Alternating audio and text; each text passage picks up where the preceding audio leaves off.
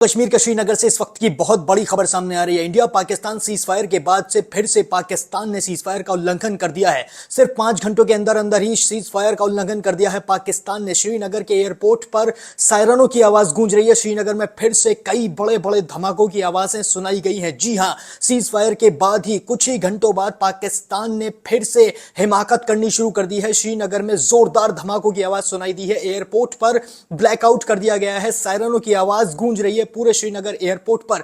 श्रीनगर में जोरदार धमाके हुए हैं। जी हां, यह पहली बार है जब श्रीनगर में इतनी जोरदार धमाके हुए हैं। अंदरूनी हिस्सों पर जम्मू कश्मीर के हमला किया जा रहा है। ड्रोन्स भी इंटरसेप्ट किए गए हैं। फिर से पाकिस्तान ने हिमाकत कर दी है। बहुत बड़ी नापाक साजिश को पाकिस्तान अंजाम देना चाह रहा है। श्रीनगर में फिर से ब्लास्ट सुनाई गए हैं। फिर से आवाज आ रही है बड़े बड़े धमाकों की। जी हां, इस वक्त की ब्रेकिंग न्यूज है। इस वक्त की सबसे बड़ी खबर हम आपको बता रहे हैं कि पाकिस्तान ने सीज फायर का उल्लंघन कुछ ही घंटों में कर दिया है।